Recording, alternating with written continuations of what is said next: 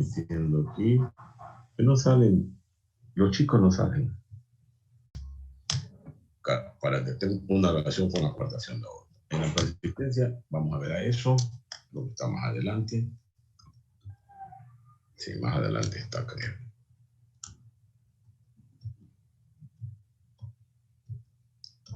Ya.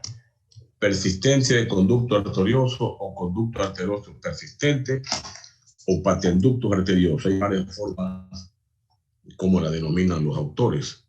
Nosotros acá la conocemos, como conducto arterioso persistente. Primero, buenos días, señorita Carrillo, señorita Cárcamo, buenos días. Señorita Montaño, buenos días. Voy a vender. A ver, ¿están felices? Buenos días, doctor. Están felices los MLCistas, doctora, está bien. Tienen derecho a ganar una vez cada siglo, algo. Están felices, pero yo voy a brindar mi vinito por los MLCistas ya. Voy a brindar mi vinito. Saludos, doctora Cárcamo, por los MLCistas que han ganado hace años, no ganan nada. Y hoy están felices, por ahí andan todavía celebrando. Saludos por los MLCistas. Doctora Cárcamo, buenos días. Qué rico el vino MLCista. Bueno, entonces les decía, el conducto arterioso persistente es una patología congénita no sanosante que en ocasiones no se diagnostican, especialmente cuando el conducto es de muy poco diámetro. Pasan inadvertidos muchos de estos cuadros y el paciente ha hecho su vida sin ningún problema con una patología que, siendo de pequeño diámetro, porque los conductos arteriosos se clasifican en pequeño diámetro cuando tienen menos de 3 milímetros o de 3 milímetros para abajo, de moderado diámetro entre 3 a 5 milímetros y de gran diámetro cuando tienen más de 5 milímetros. Muchos conductos arteriosos persistentes que tienen menos de 3 milímetros pasan asintomáticos el resto de la vida del ser humano y de repente, por alguna valoración inherente a otra patología, el médico le descubre un soplo y se dan cuenta que tiene esta patología, insisto, que no le ha impedido hacer su vida normal, inclusive en el caso de las mujeres embarazadas. Ustedes saben que normalmente en la etapa fetal, el conducto arterioso es la conexión vascular normalmente entre la arteria aorta y la arteria pulmonar. Aquí está el conducto arterioso, ahí está. Es la conexión normal, siempre. En todo ser humano existe esa conexión normal entre la aorta y la arteria pulmonar. Miren, la aorta descendente ya, porque ya termina el callado, y aquí se encuentra el conducto arterioso que en etapa intrauterina, insisto, comunica la sangre de la arteria aorta con una de las ramas de la arteria pulmonar. ¿Cuándo se dice que hay un patenducto arterioso, un conducto arterioso persistente o persistencia de conducto arterioso? Cuando este conducto no se oblitera. Lo normal es que a la semana aproximadamente de nacimiento a término de un niño, este conducto sufre primero una vasoconstricción poderosa a la semana. Y después de ese tiempo, ya el conducto se oblitera anatómicamente, se oblitera, desaparece. Deja de haber conexión sanguínea entre la aorta y la pulmonar normalmente después de la semana del nacimiento. Normalmente, o sea, ya no tiene que haber. Queda como recuerdo lo que se llama el ligamento arterioso. Es decir, se metió algo por acá. Venía, el ligamento, ya está. El ligamento arterioso, que insisto, ya no conecta vascularmente la pulmonar con la arteria aorta. Vean lo que es lo anormal.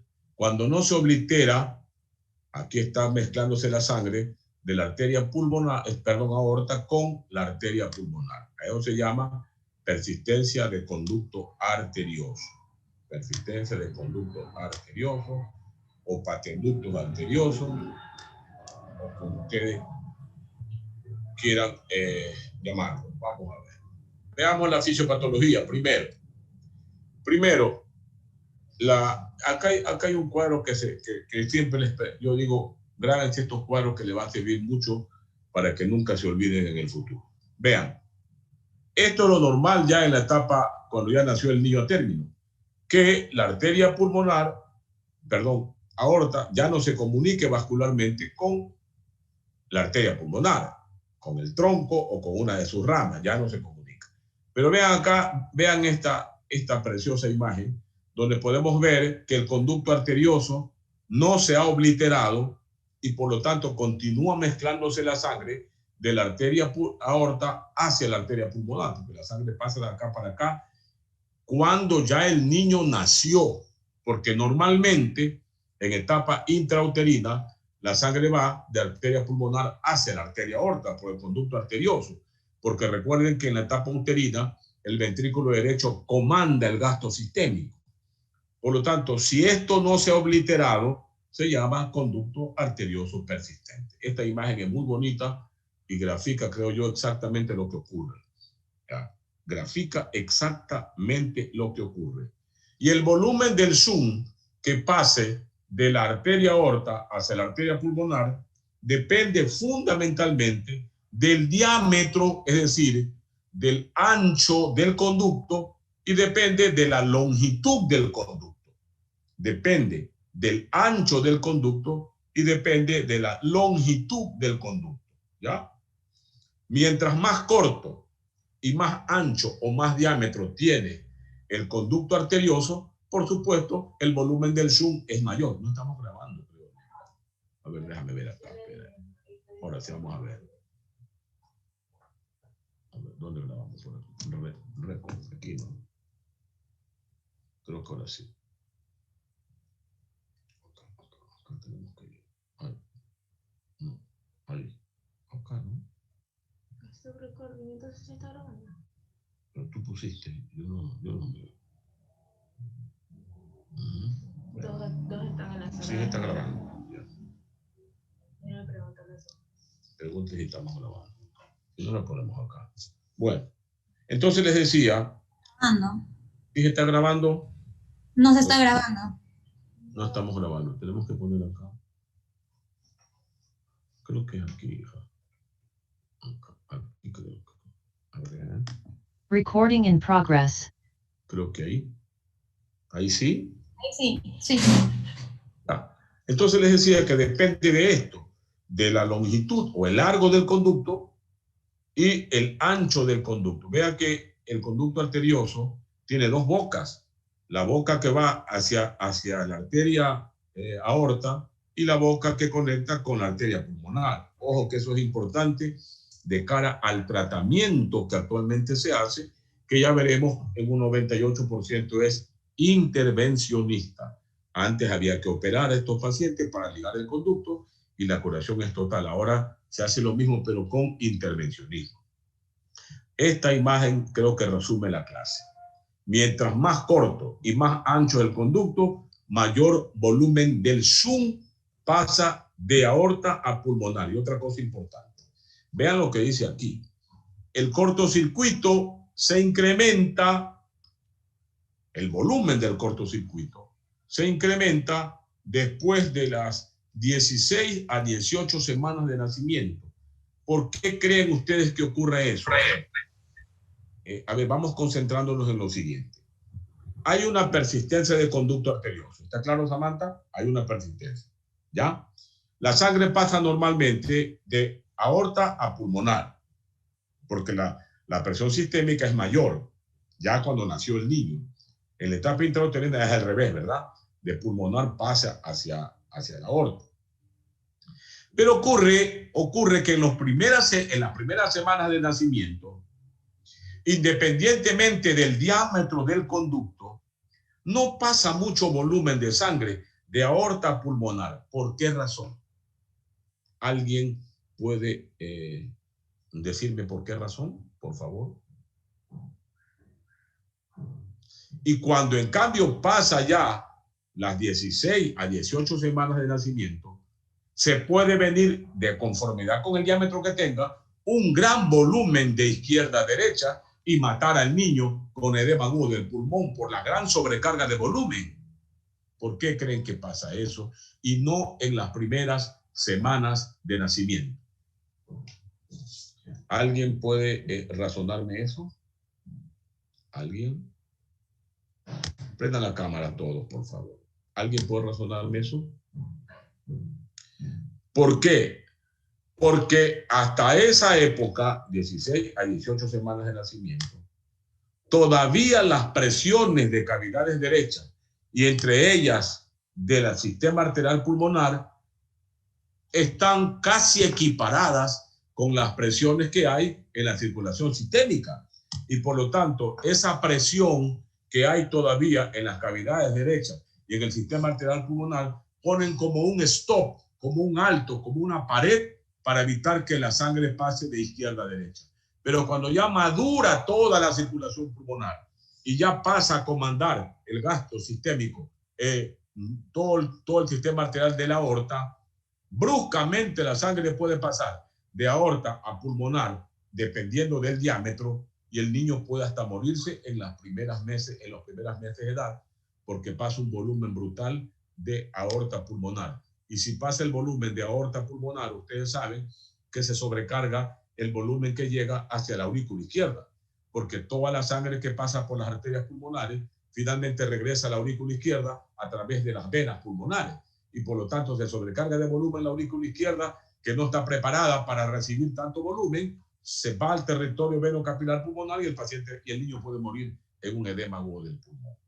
Por eso es que nosotros por acá en nuestro laboratorio ya le podemos hacer un ecocardiograma a un niño antes de los 6 meses de gestación de la madre y podemos saber si va a tener problemas de alguna naturaleza. O cuando van a nacer, vea, no se va a obliterar o tiene tal problema, podemos ir adelantándonos en algunas cosas. Ahí está entonces. ¿Y ahí qué pasa? Una sobrecarga de volumen por aumento de presión en la aurícula izquierda. Ya les dije, la sangre que va de aorta a pulmonar, sobrecarga de sangre todo el sistema arterial pulmonar con sus dos ramas. Y recuerden que finalmente la sangre de la arteria pulmonar retorna a la aurícula izquierda a través de las venas pulmonares. Por eso que uno de los parámetros claves para determinar el grado de el diámetro que tiene el zoom o que tiene el ductus es el tamaño de la aurícula izquierda. Si la aurícula izquierda está muy crecida, ¿qué quiere decir? Que la sobrecarga, hay un eco aquí.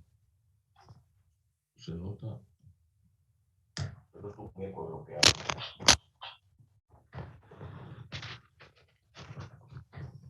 Ahora sí. Un ratito, déjenme corregir esto. No,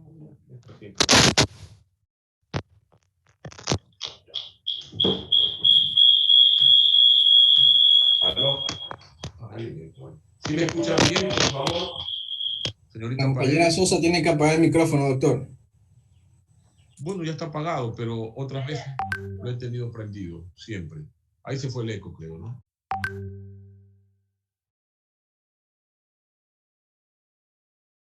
Entonces, les decía que pasa el volumen de acá, de aorta pulmonar, y finalmente sobrecarga de volumen la aurícula izquierda, y este crece si el volumen es mayor. Crece y la aurícula crece si el volumen es mayor. Por eso les decía, un parámetro importante para determinar directamente qué grado de sobrecarga de volumen está dando el zoom es el crecimiento de la aurícula izquierda. Es el crecimiento de la aurícula izquierda. Ya. Y ahora sí tenemos acá los síntomas y signos de esta patología. Hasta aquí está claro. Los preescolares o escolares pueden ser asintomáticos. ¿Cuándo pueden ser asintomáticos? Cuando el diámetro del conducto es menos de 3 milímetros. Ya les dije, se puede clasificar al ductus arterioso persistente en función del diámetro. Pequeño diámetro si tiene menos de 3 milímetros. Moderado diámetro si tiene entre 3 a 5 milímetros. Y de gran diámetro, los ductos arteriosos que tienen más de 5 milímetros. ¿Ya? Las bocas de conexión, me refiero, del ductus arterioso. Bocas de conexión. Esto, las bocas de conexión. Ya les dije aquí. Esto. Tanto la boca que abre hacia la arteria aorta como la boca que abre hacia la arteria pulmonar. Entonces, los niños que son asintomáticos preescolares o escolares, es porque seguramente su diámetro ha sido menor de 3 milímetros. Y son los que se les encuentra en ductos de adultos porque van a una valoración de otra naturaleza y no sabían que tenían esta patología. En el recién nacido o lactante, los síntomas son muy semejantes a la comunicación interventricular. Claro, imagínense lo que es la comunicación interventricular, ya veremos en la próxima clase. Es el volumen de sangre que pasa de ventrículo izquierdo hacia el ventrículo derecho a través de un agujero anormal que persiste en el septum interventricular. Por lo tanto, sobrecarga de volumen ventrículo derecho y sale más volumen de sangre por el sistema arterial pulmonar. Y por lo tanto, se sobrecarga también de sangre la aurícula izquierda y el sistema veno-capilar pulmonar. Acá pasa lo mismo. Por eso que son muy similares en el recién nacido o en el lactante, que nacen con un ducto mayor de 3 milímetros, porque quiero que tengan presente esto. Si el ducto es menor de 3 milímetros, por supuesto que en un recién nacido o lactante no van a haber síntomas, y más aún porque cuando recién nace, ya les dije, la circulación pulmonar hace de una barrera para impedir que la sangre pase bruscamente desde el lado de la aorta hacia la arteria pulmonar.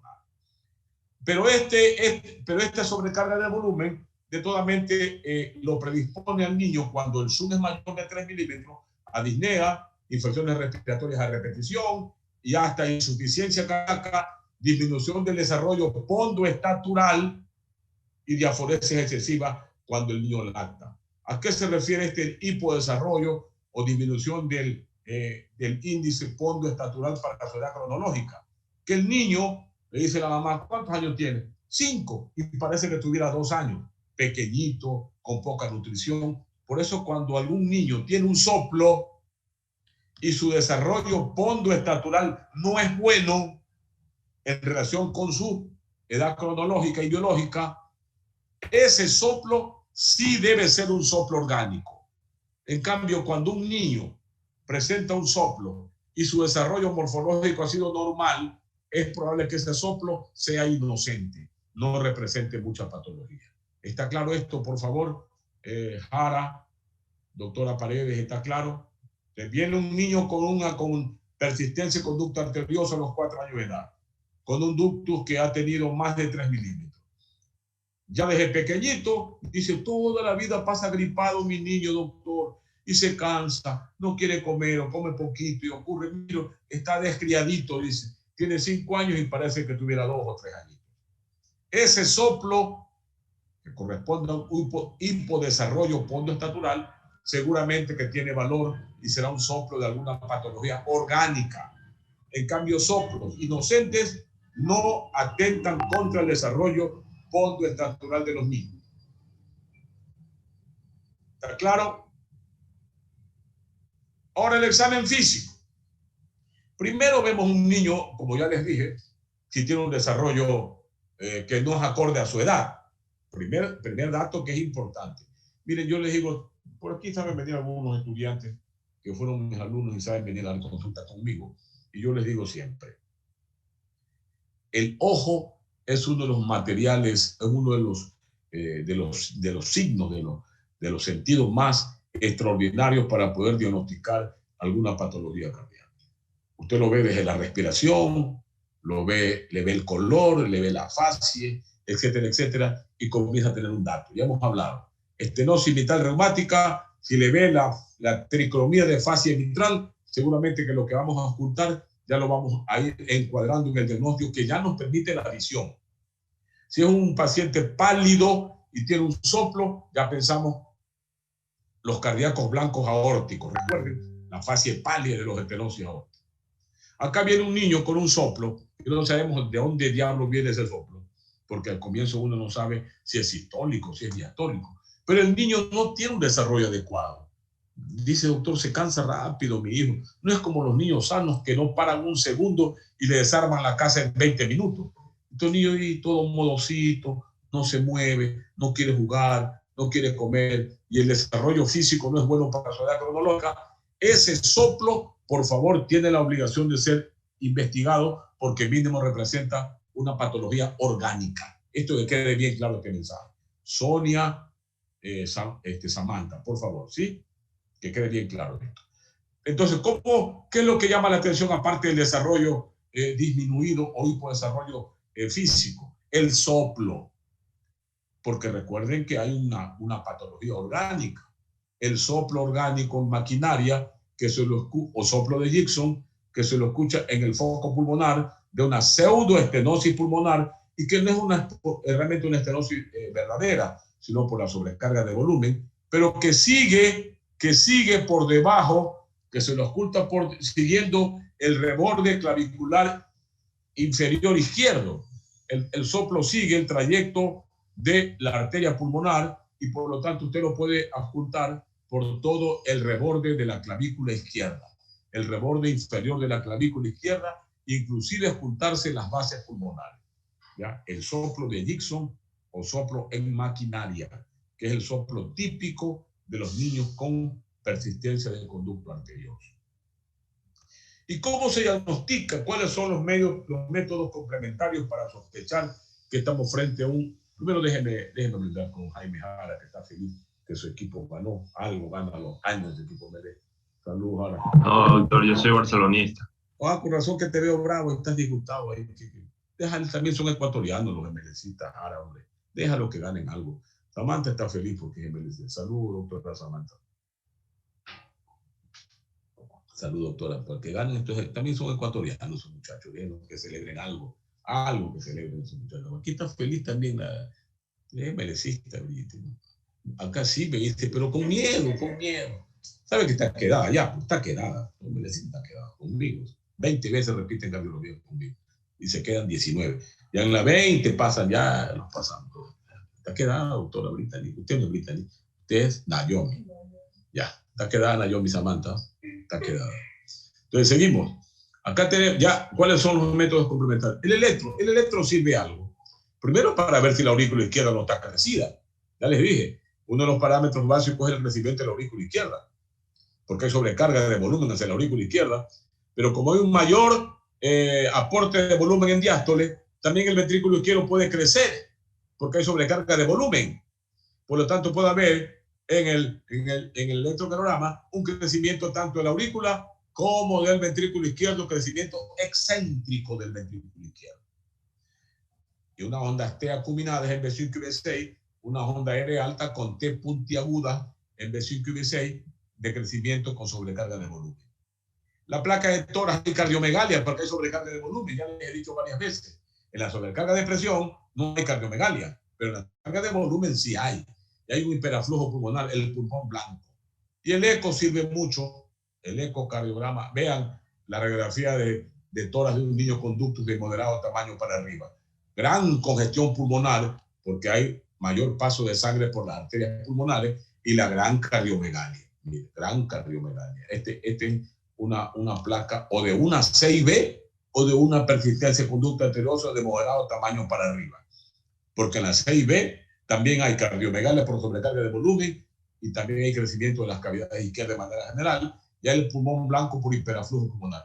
Una placa es imposible saber si el niño tiene una persistencia de conducto arterioso mayor de 5 milímetros o tiene una 6B que también le está dando cardiomegalia importante. Es muy, muy clave. Y el ecocardiograma podría llamarse el método oro. Realmente ya no se debe necesitar hacer ninguna otra prueba para determinar, para que vaya la corrección o quirúrgica o intervencionista, pero muchos intervencionistas y muchos cirujanos todavía se resisten a hacer el tratamiento definitivo si no se le hace por lo menos un aortograma para determinar exactamente el diámetro de la boca de entrada del ducto y la longitud del ducto. Pero el ecocardiograma en buenas manos es un diagnóstico definitivo de una persistencia de conducto arterioso, pero definitivo. Vean, con un poco que se ubiquen, este es un ecocardiograma de la base del corazón, donde se ven los vasos. Aquí tenemos, vean, esta es la aorta y esta es la pulmonar con su rama izquierda y con su rama derecha. Y acá abajo está la arteria aorta descendente. Vean si ven este Y chiquitito que viene de la arteria aorta hacia la pulmonar, este Y chiquitito, miren. Este es una conducto arterioso persistente de un diámetro muy chiquitito, esta es una paciente mía. Es una señorita que por ahí anda, ya tendrá unos 32 años, y no le ha hecho hipertensión pulmonar, tiene 2 niños, porque tiene un ducto de 3 milímetros. Esto sí que es una anécdota que yo siempre cuento aquí con esta paciente, que me dio enseñanzas, pero también enseñanzas a otros. Yo recuerdo, cuando todavía era jefe del servicio del Hospital Guayaquil, llegó una señorita muy agradable ahí, pero se notaba que estaba fastidiada. De unos 20 años en esa época, o unos 22 años, estudiaba economía en la universidad. Esta señorita no me había dicho que le habían hecho un montón de ecos en la ciudad, pero llegó ella preocupada porque tenía una hemicuadrantopsia derecha. En el borde, en el ángulo inferior derecho del ojo no veía. Tenía una hemicuadrantopsia derecha. Y por esa hemicuadrantopsia había visitado oftalmólogos. Y algún oftalmólogo con buen criterio clínico le dijo, creo que debes ir a un cardiólogo porque esto te ha ocurrido por una microembolia en una de las ramas de la retina. Entonces ella había ido a varios cardiólogos sin decirme a mí, le habían hecho un eco y no le habían encontrado absolutamente nada. Pero eso me lo dijo después. Pero ocurre cuando ya le hago el eco, en los hospitales uno siempre le ponen 20, 25 pacientes, le ponen muchos pacientes a ver. Y ella era como la número 15, ya estaba un poco cansada. Pero ahí teníamos un eco muy chiquito, pero que tenía buena resolución. El ecocardiograma que teníamos en el Hospital Guayaquil, en la época en que yo era el cardiólogo jefe del Hospital Guayaquil. Le hice el eco, y se lo juro, en menos de 3 minutos encontré este eco. Es decir, este canichito aquí, que después se lo medimos, tenía 3 milímetros. Con un zoom de muy poco volumen, desde la aorta torácica ascendente hacia el tronco de la arteria pulmonar. Y le puse el diagnóstico, le escribí persistencia de conducto anterior. Bueno, esa mujer, yo no sabía que le habían hecho, y seguramente y le vi en el ducto, ¿cómo se llama en inglés? Strand, hilos, como hilos de fibrina, que parecían lombrices que estaban dando vuelta ahí. Seguramente algún hilo de fibrina de esto se desprendió del ducto y fue y le hizo la microembolia que le causó su hemicuadrantopsia del ojo derecho, seguro. Pero me olvidé de ese caso porque en el hospital llegaban mucha gente. Ella decía que un cardiólogo la estaba viendo y que le había pedido el eco. Cuando a la semana aproximadamente de ese hecho, me comienzan a llamar un poco de colegas ecocardiografistas, unos disgustados, otros a insultarme y otros a decirme, hermano, esa mujer está loca, no tiene nada, y tú has informado que tiene un eco y esta mujer nos está amenazando con enjuiciar. Imagínense ustedes, amenazando con enjuiciar. Es una chica de origen colombiano. Yo sin saber qué era, yo digo, por favor, si va por ahí otra vez, díganle que venga otra vez para hacerle.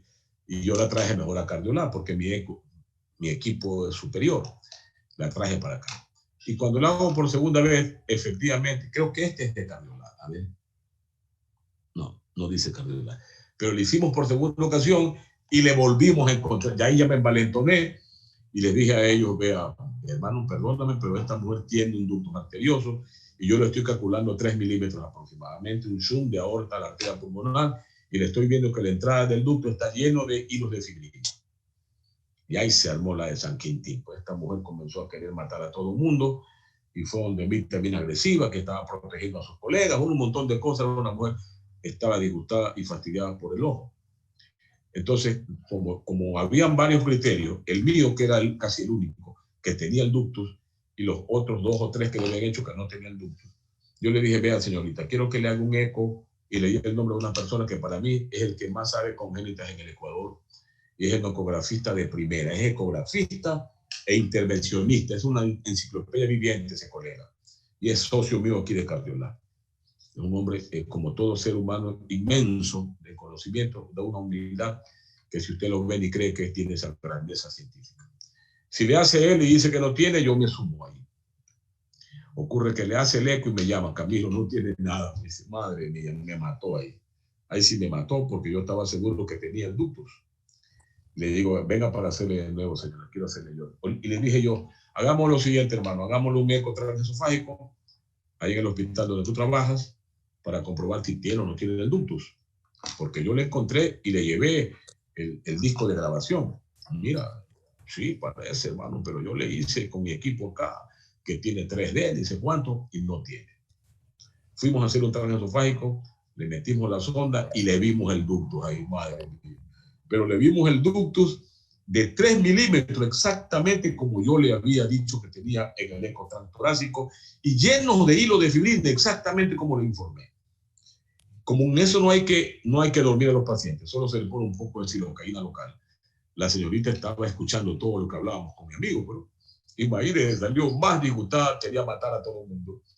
Y por supuesto ya comenzó a mí a respetarme más. Y cuando salió de ahí me estaba esperando. Me dice, doctor, ¿qué dice cuánto? Estos infelices, cuánto. Le digo, mire, quiero explicarle algo. ¿Ah? ¿Alguien dijo algo? ¿Alguien dijo algo? Digo, quiero explicarle yo algo. Le digo, esto que ha ocurrido no es raro, puede darse en cualquier parte del mundo. Los diagnósticos de esta patología no son tan finos, uno puede equivocarse. Porque eso es lo ético que hay que hacer, no por protegerlo, sino porque es verdad. A cualquiera se le puede escapar el diagnóstico. ¿Cuántos se me habrán escapado a mí? Y eso es normal. Por eso cuando yo tengo un caso, problema, yo llamo a otros colegas, ven a ver qué te parece, hermano, pero yo no encuentro nada, pero me han dicho que tiene tal cosa. Porque los pacientes hay que resolverle el problema, no crearle el problema. Y le dije, hagamos lo siguiente. Me dijo mi amigo, hermano, ofrece que mañana le cierro el ducto sin ningún costo, pero que no enjuicie a nadie. Porque él tenía un coil que se ponían en esa época, como era tan chiquitito, se ponía el coil y con eso se le cerraba el ductus y la señora se iba curada 100% a su casa, sin ningún costo. Entonces le dije, aceptó a regañadientes, efectivamente mi amigo fue y le obstruyó el ductus con un coil que ya veremos más adelante y 100% curada. Pero ella no estaba tranquila y no me decía qué había ocurrido. Vea, doctor, me dice, después de una par de semanas que fue a mi consultor, que vino acá a Cardiolab. Yo estoy contenta, agradecido con usted, pero lo de mi ojo nadie me lo quita. Sigo, ya tenía su hemiparatopsia izquierda, del ojo derecho, perdón. Permítame un favor, me dice, doctor. Yo sé que usted es solidario con sus amigos, pero hay un infeliz así me dio, de una clínica, pues me dio el nombre y la clínica y todo, que lo trató usted de los peores términos. Ese solo es un político, terrorista, comunista, tira piedra, ese no sabe nada. Ese siempre hace lo mismo, siempre. Así que usted vaya tranquila que no tiene nada, que ese lo que sabe es poner bombas en las iglesias. Es un comunista y los comunistas son el demonio. Ese no sabe nada. Bueno, yo le digo mi militancia, yo soy un militante de izquierda desde los 14 años y soy militante del Partido Comunista, a quien he ofendido con mi militancia. Y sigo estudiando para encontrar la verdad a través de la ciencia. Pero respeto al que busca la verdad a través de otros mecanismos, porque así nos han formado como seres humanos. Pero ella estaba, yo quiero que me autorice, me dice, ir a pegarle una puteada a este sujeto hasta que, pero para 50 años. Vaya putero, le digo, porque así debe tratarse a los canallas. Yo a él lo respetaba y lo estaba hasta protegiendo y le evité un juicio. Bueno, bien mandada esta señorita que era bien plantada, una mujer muy exuberante y guapa. Va y lo espera en la clínica donde trabajaba y cuando lo encuentra, imagínense, ella atrás de él insultándolo hasta decirle que se iba a morir y el otro que corría. Se le metió al ascensor y atrás de ella en el ascensor. Dice, doctor, lo insulté 2 horas, dice, hasta que me sacaron los guardias de ahí de la clínica, pero lo puse en su lugar por cobarde, porque usted protegiéndolo y él habló lo peor de usted. Le digo, vea, distinguida dama, los seres humanos somos así. Si fuéramos iguales genéticamente, fuéramos hermanos todos. Y no somos iguales, porque los seres humanos tenemos genes diferentes, formas distintas de ver la vida, y todo el mundo tiene espacio en este mundo. No deberían tener los estúpidos espacio, pero también tienen y nacen todos los días. Los que más nacen son estúpidos, de hecho, son los que menos se mueren, viven hasta los 200 años. Así que tranquila. Y fue una anécdota, ahora es paciente mía, viene por aquí todavía, tendrá yo creo que no tiene más de 35 años, de hecho estaba embarazada hace un par de años, ya está con su coil ahí, yo la veo, ha de venir en estos días porque siempre le hago un eco para ver cómo está el coil. Así que tranquila. Y bien, anécdota que me recuerda siempre esto, y que se las cuento a ustedes para que aprendan que en medicina uno tiene que respetar la ética, respetar. Aquí está el cateterismo, se puede hacer, como les dije, cuando hay algún defecto asociado, cuando hay, bueno, todo, pero el ortograma, que es lo que se hace más, ahora hay la resonancia magnética, por supuesto, es contrastada, que le permite a usted exactamente ubicar el diámetro de la boca de ingreso aórtico y pulmonar, pero cuesta mucho. Un aortograma cuesta menos y ya no sirve mucho para ver el sitio y el tamaño del ducto. Ya, ahí está, mire, el aortograma. Aquí está el conducto arterioso persistente, acá está la aorta, la pulmonar. Pero vean ustedes esto que es muy importante. Si bien es cierto, la persistencia del conducto arterioso, cuando nace con un niño hay que cerrarlo, porque la sangre pasa de aorta y pulmonar y nos puede causar una hipertensión pulmonar si no cerramos el ducto. Hay ocasiones en que se necesita que el ducto permanezca permeable. Es decir, se necesita que el ducto no se cierre. ¿Está claro, Erika, este mensaje? Escúchame, Erika. Hay momentos o hay patologías con las cuales nace el niño en la cual necesitamos que el ductus no se cierre, porque es la única forma de que se mezcle la sangre. Por ejemplo, drenaje venoso pulmonar anómalo, transposición de los grandes vasos, ventrículo único, para mantenerlo con vida al niño. Ante la imposibilidad de que la sangre venosa se oxigene por los pulmones y llegue a la cavidad izquierda oxigenada, el único mecanismo para que esa sangre se mezcle es a través del ductus. Por lo tanto, tenemos que hacer esfuerzos más bien para que se mantenga abierto. ¿Está claro esto, mija? Se mantenga abierto. ¿Y cómo lo mantenemos abierto al ductus? A través de infusión de sustancias vasodilatadoras. Ustedes seguramente no van a manejar esto, pero quiero que sepan que hay esta alternativa. La infusión de prostaglandinas. Recuerden ustedes, en la cadena creo que es de los endoperóxidos, me parece que es, donde hay dos vías finalmente, de tromboxano 2 y prostaciclinas. No sé cuál cadena es esa, ya, biológica. Entonces a nosotros nos interesa preservar la vía que produce vasodilatadores. En este caso, le administramos la prostaglandina a razón de 1/10 de microgramos por kilogramo de peso y por minuto por vía umbilical.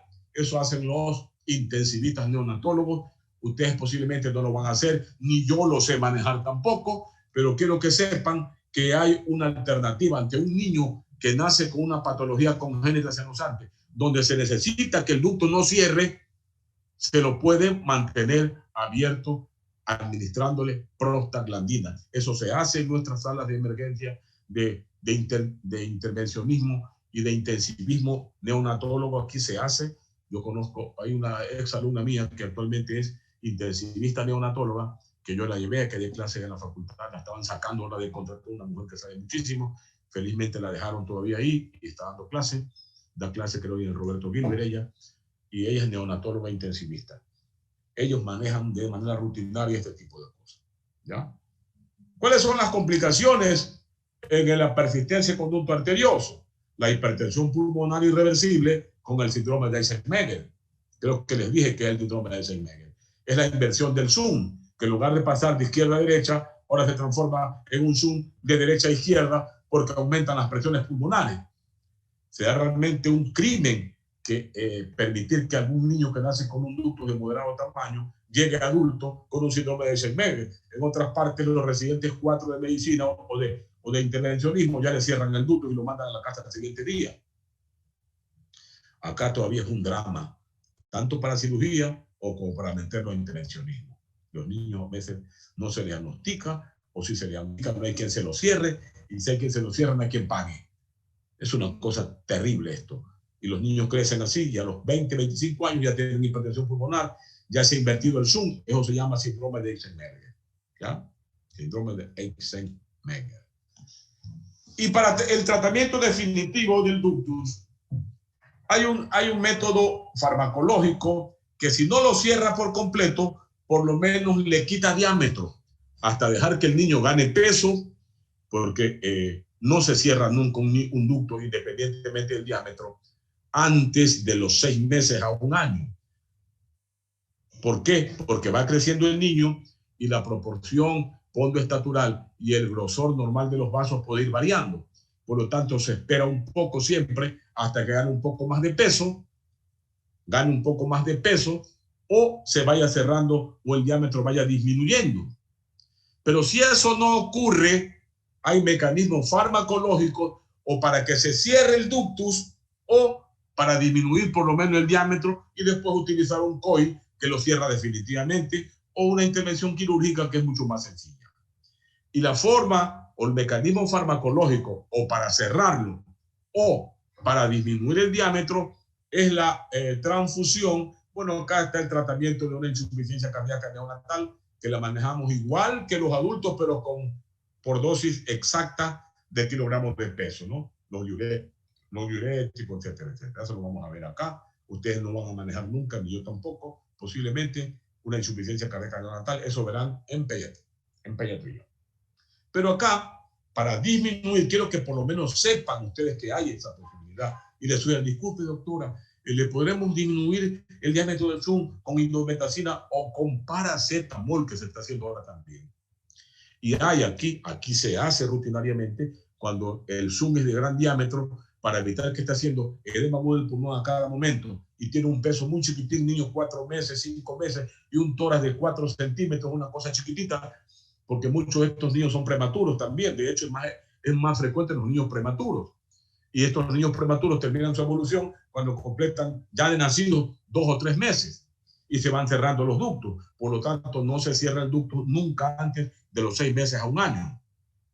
Entonces, por lo tanto, usted le dice, a ver, vamos a ver si con indometacina, que es un antiprostaglandina, un AINE, es un antiinflamatorio, y la prostaglandina es un proinflamatorio porque es un vasodilatador, entonces se le da acá con indometacina, son muy buenos resultados, o se cierra el ductus o disminuye el diámetro. Y al disminuir el diámetro, disminuye el volumen que pasa de izquierda a derecha y desaparecen los cuadros de edema agudo del pulmón repetidos.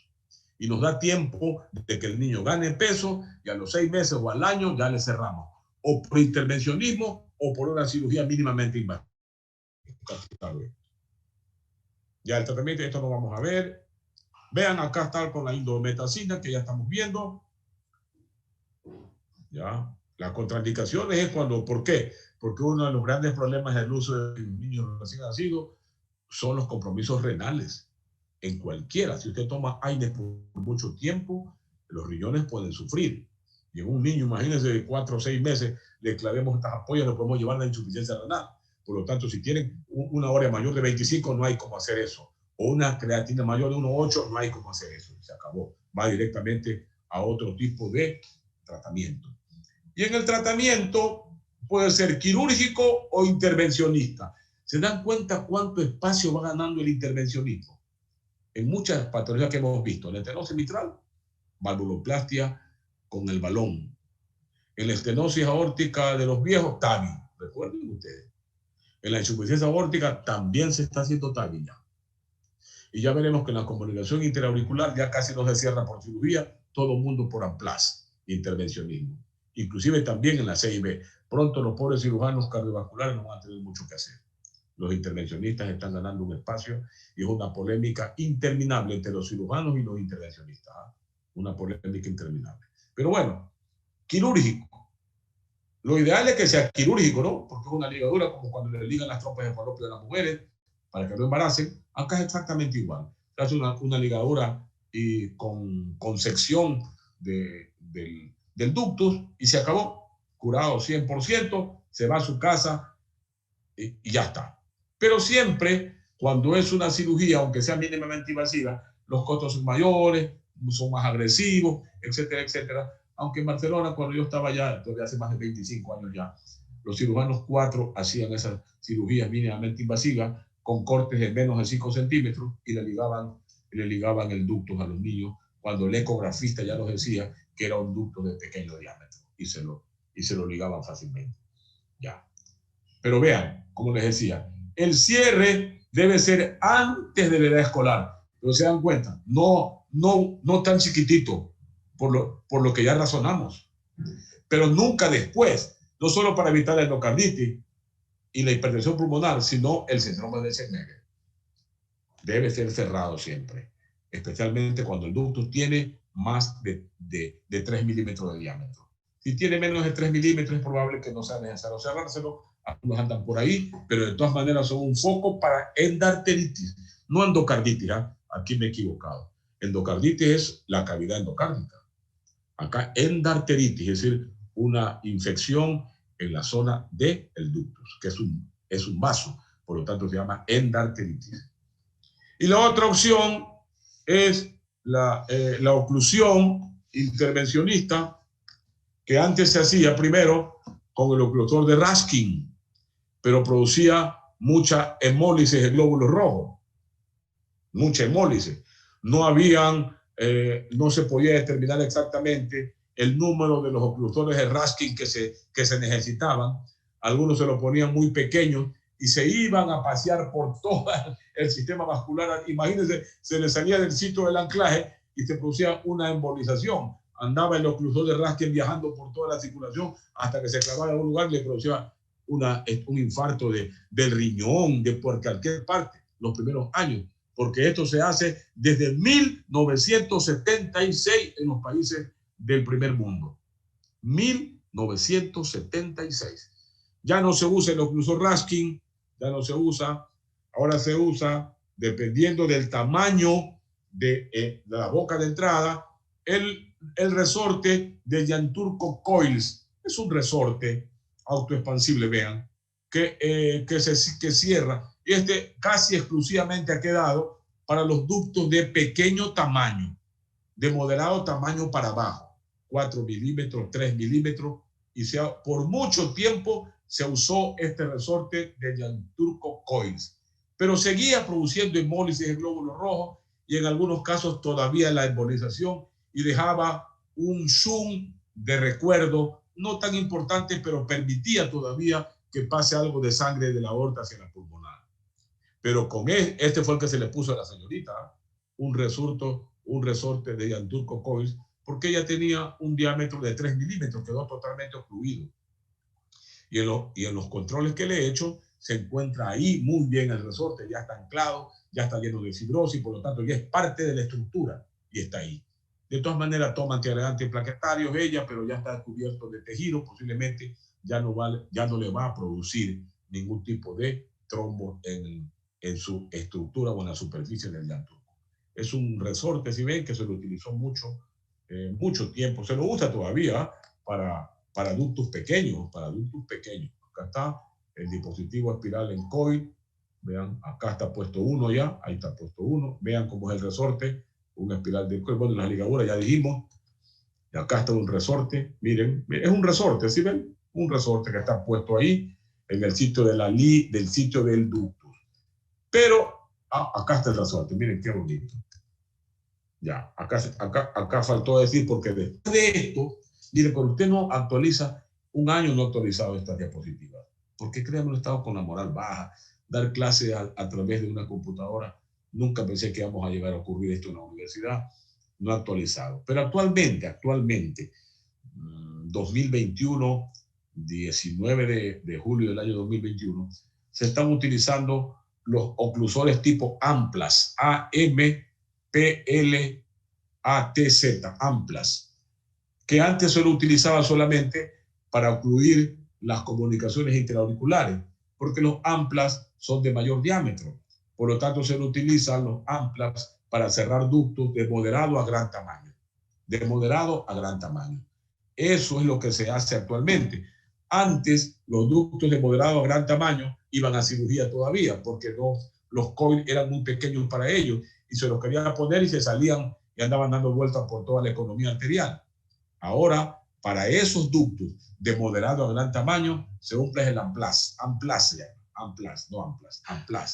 A-M-P-L-A-T-Z, Amplas, que son dispositivos mucho menos embolígenos, no producen casi hemólisis, son medicados, y el paciente queda curado 100%. 100%. Siempre hay que hacer de todas maneras, como digo, darles antiagregantes plaquetarios, porque pueden, mientras que no hayan pasado los 6 meses, pueden producir que se originen trombos en la superficie del Amplas o Amplas. Eso es lo que se hace actualmente, queridos estudiantes, con las persistencias de conducto arterioso. Bien, ¿alguna pregunta si no entramos a ver directamente? Coartación de aorta. Lady, ¿tienes alguna pregunta? De eso voy a brindar con Eric Albán, que está feliz también por su equipo. Eric, está un poco tristón, lo veo, sé que es barcelonista. Salud. Doctor, ¿y la paciente recuperó completamente su visión? A ver, no te escuché. ¿Qué dijo, mija? ¿La paciente que usted contaba recuperó completamente la visión o ya? No. Ha quedado con algo, pero el último examen que me trajo hace unos 6 meses, que lo vi antes de la segunda ola, del oftalmólogo, tiene todavía un problema para fijar la imagen en la campimetría visual en su cuadrante inferior izquierdo del ojo derecho. Posiblemente vaya a quedar con un problema ahí. Pero bueno, como le dije yo y lo ratifico aquí, nadie se le escapó ese diagnóstico de malo. Se nos puede escapar a todos. Lo importante es que sea de buena fe. Se nos puede escapar. ¿Cuántos errores diagnósticos habré cometido en mi vida yo? Tendría para escribir un libro, porque los seres humanos tendemos a equivocarnos en todos los ámbitos de la vida. En medicina, en el sentimiento, en las inversiones. Nos equivocamos en todo. La gente cree que el médico debe ser infalible y los médicos no somos infalibles. Podemos equivocarnos. Y ahí hubo un error de apreciación porque el ductus era pequeño y segundo, a la final se minimizó, no se cogió bien el área que se estaba explorando y pudo haberme ocurrido a mí. Y yo he pasado algunos chascos diagnósticos, algunos fiascos diagnósticos que me han costado mucha vergüenza. Felizmente todavía no he tenido ningún problema, pero podemos equivocarnos. Bien, ¿alguna otra pregunta? Bien, 3 minutos descansamos y vemos coartación o persistencia en conducta anterior. 3 minutos, ¿no? Desde la palabra dice, ¿no? Coartar. Coartar significa evitar, oponerse, obstruir. Dice, me coarta el derecho de opinar, me coarta el derecho de pensar, me coarta mi derecho de razonar, que es lo que siempre ha ocurrido en este país. Se coarta a la gente el derecho a pensar y a razonar, o directa o indirectamente. ¿Qué es, por lo tanto, una coartación? Es una estrechez de la aorta que se localiza casi siempre, aquí está, en la unión del callado con la aorta descendente. Acá está, miren, esta es la coartación, un estrechamiento. Y puede abarcar mayor o menor extensión del arco aórtico. Y a propósito de esto, quiero decirles que cuando encontremos una coartación de la aorta en esta zona, el sitio ortodoxo o tradicional donde encontramos la coartación, ya se sabe ahora que esto es parte de un síndrome de defecto del sistema arterial aórtico. Por eso que esta coartación la podemos encontrar como estenosis aórtica supravalvular que vimos, recuerda, en la clase pasada, donde había un estrechamiento por encima de las válvulas, pero también la podemos encontrar hasta en el abdomen, en la aorta abdominal. Es decir, una coartación de aorta no es nada más que un segmento hipoplásico defectuoso de la pared de la aorta que puede localizarse en cualquier segmento del trayecto de la aorta. ¿Está claro, por favor, doctora Nicole? ¿Está claro, doctora Galarza? Entonces, es una estrechez. Y como es una estrechez, impide el flujo de sangre por ahí. Le produce, tal como la estenosis valvular aórtica, una sobrecarga de presión. ¿Y cómo responde el ventrículo para sobrellevar esa sobrecarga de presión? Con hipertrofia concéntrica. Ya vimos eso en la estenosis valvular. Recuerden, igual es el principio fisiopatológico. Y vean este montón, si ven este montón de ramas aquí que parecen lombrices, son colaterales, que se producen ahí. Ya. Desde el punto de vista genético, la coartación de aorta está muy relacionada en las mujeres que tienen síndrome de Turner. Recuerden que le falta un brazo aquí al cromosoma 20. Un brazo. Son las mujeres con un tórax alado, no menstruan, el cuello alado, bueno, una serie de defectos que lo habrán visto, no sé si lo habrán visto ustedes en alguna asignatura, me imagino que en pediatría lo habrán visto. Y puede asociarse la coartación de aorta a otras patologías que la hacen más complejas. La aorta bicúspide o bivalva, la persistencia de conducto arterioso, CIB o hiperplasia tubular del istmo, estenosis subaórtica o supraórtica también, defecto septal de la aurícula, anomalías o hendiduras de la válvula mitral, transposición de las grandes arterias y aneurisma de las arterias. Esto confirma que cuando encontramos una coartación de aorta, el problema no solo es la aorta, es el sistema arterial el que puede estar afecto. Por lo tanto, nada raro sería que estos pacientes vengan con aneurisma de las arterias cerebrales y se puedan morir súbitamente porque se les rompe una arteria en el cerebro. ¿Se dan cuenta? Imagínense el drama cuando junto a una coartación de aorta viene con una aorta bivalva. Puede hacer a los 30 años una estenosis aórtica valvular también, por degeneración de la válvula. Vean acá la clasificación. Esta es una clasificación antigua pero útil para entender lo que es la coartación de aorta. Está en relación con el sitio, con su ubicación, en relación con la posición anatómica del conducto arterioso. Ahora solamente se llama las coartaciones de aorta, coartación con o sin conducto arterioso persistente. Pero esta clasificación antigua nos permite entender unas cosas. Primero, se la clasificaba como coartación preductal o la del niño. Es decir, cuando la estrechez de la aorta estaba antes de la ubicación del conducto arterioso. Preductal, miren, preductal. Esta se asocia frecuentemente con otros defectos cardíacos y ya se manifiesta inmediatamente el primer año de vida. ¿Por qué? Porque como está aquí la coartación antes del conducto arterioso, el gasto sistémico sin ningún problema en la etapa embrionaria se ha dado a través del conducto arterioso y este paciente no ha tenido necesidad de hacer colaterales para vivir durante la etapa intrauterina. Pero cuando nace, como no ha hecho colaterales, imagínense, el gasto lo debe hacer a través de la coartación, el niño se puede morir en los primeros años de vida. Por eso, cualquier coartación que se encuentre después de la adolescencia, seguramente que no será preductal, no será la del niño. Porque la postductal, es decir, cuya estrechez está después de la ubicación del ductus, como ya está así en etapa embrionaria, no puede darse el gasto por aquí. ¿Y qué ha tenido que hacer este niño o este paciente para suplir la coartación? Hacer muchas colaterales.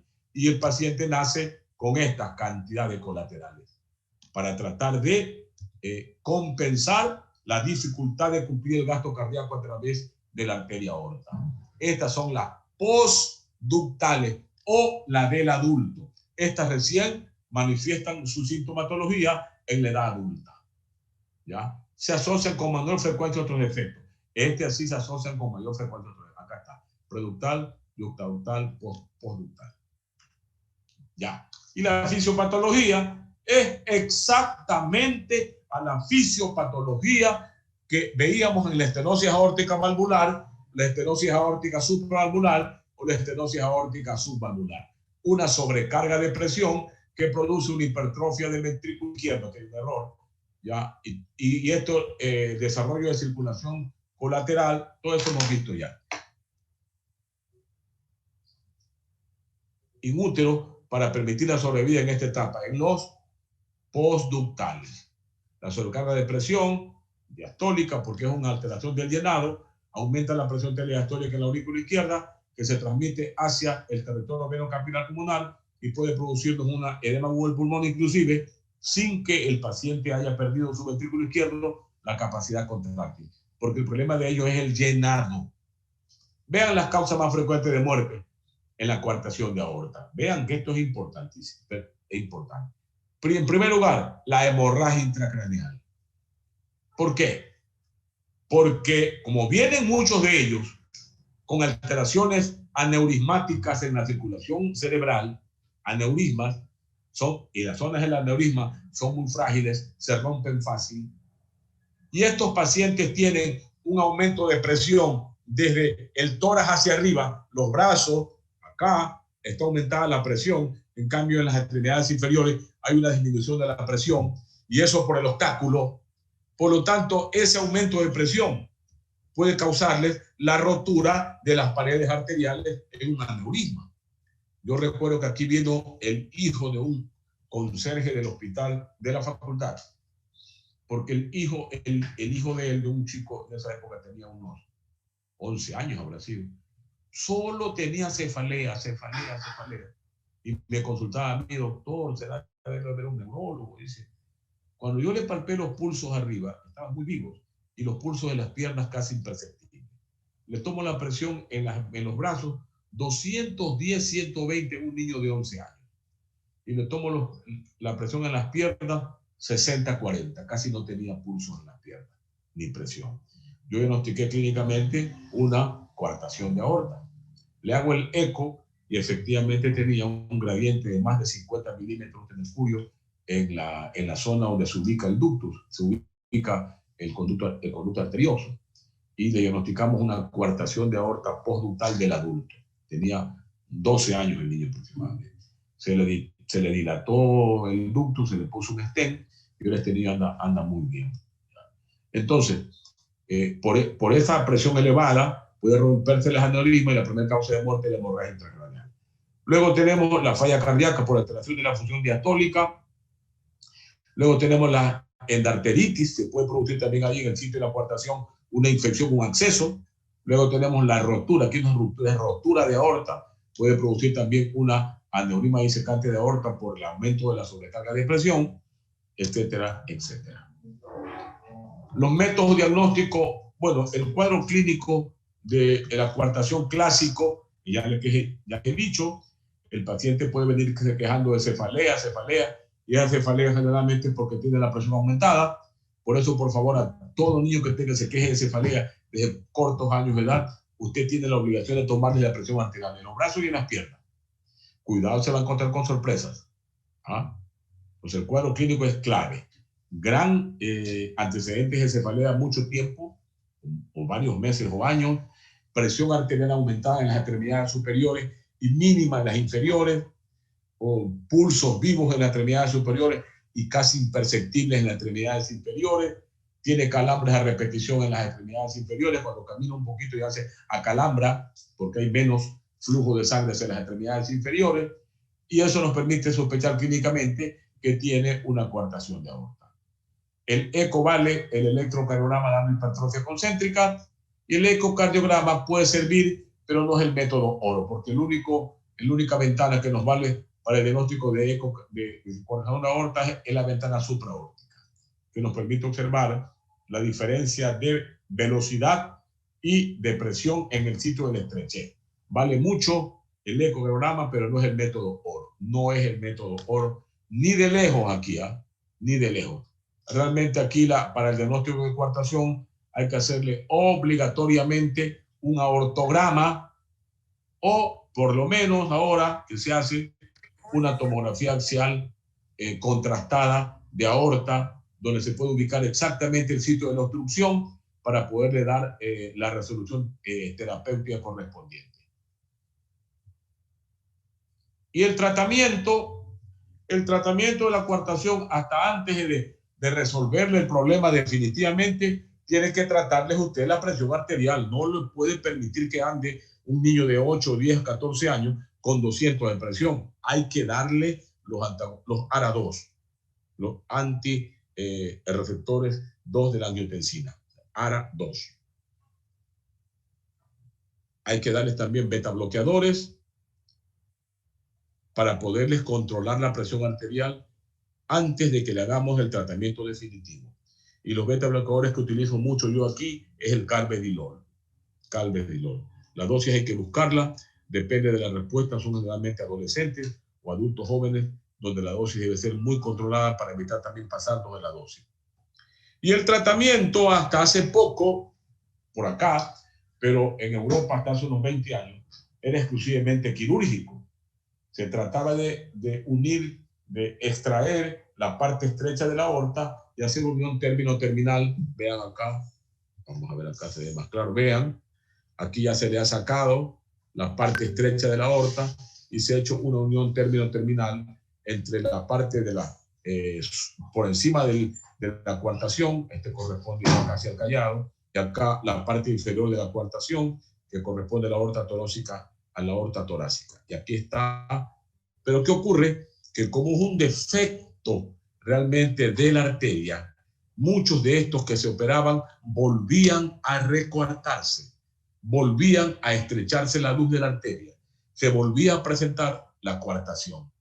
Y encima, esta es una operación muy compleja, donde tenía que hacerse circulación extracorpórea y los costos realmente elevadísimos de estos pacientes. Y uno de los grandes controversias es a qué edad operar a estos niños. ¿Por qué ocurre? Que se decía que si se los opera muy tarde, no solo que pueden quedar hipertensos para toda la vida, sino que pueden tener un daño renal irreversible. Pero si se los operaba muy antes, podían recuartarse precozmente. Entonces, ¿qué es lo que se determinó? Que estos niños deben ser operados de conformidad con el gradiente de presión que tengan en el interior o de la luz de la aorta en los sitios adyacentes a la coartación. Cuando el paciente ya pasa de 24 a 26 a 28 milímetros de mercurio, se dice que ya se debe resolver la coartación.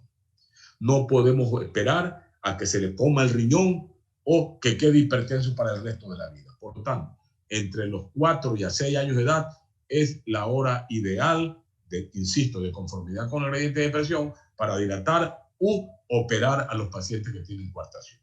Y actualmente ya lo que se hace, vean esta otra cirugía, miren esta cirugía. Tremenda dilatación de la subclavia izquierda, acá está el callado, miren, y acá está la aorta torácica descendente, acá está la unión término-terminal. No sé qué será esto. A mí me dijeron los cirujanos, y yo hasta ahora no les creo. Hasta ahora no les creo. ¿Qué crees tú, Kevin Quinapayo, que es esto? A ver, te pongo a escoger. Un plato, un tallarín de pollo que se nos quedó ahí en el sitio de la cirugía, una gasa que se le olvidó al cirujano, o qué sé yo, un plato de sushi, yo qué sé, ¿qué es esto? A mí me dijeron los cirujanos algo que hasta ahora me convence, pero me lo dijeron ellos y les creo, tengo que creerles. ¿Qué crees tú que es? ¿Qué es? No te escuché. Parece gasas o un tipo de envolturas con hilos, no sé. Gasa. Parece un ovillo de Ascari, ¿no? ¿No será un ovillo de Ascari que se quedó por ahí? Doctora Gabriela Lucín. ¿No será un ovillo de Ascari que encontraron en el tórax?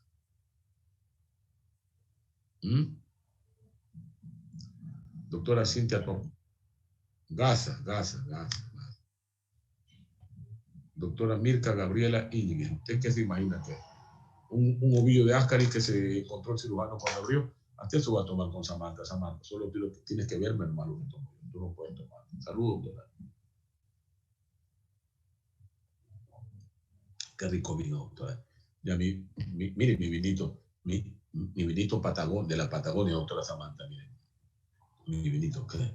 Estoy brindando por el triunfo de Melé. También tienen derecho a celebrar estos melecistas. Tienen derecho. Vamos a brindar con la doctora Nixa Mena. Doctora Nixa Mena, salud. La veo que está con la camiseta celeste usted todavía, doctora Danixa.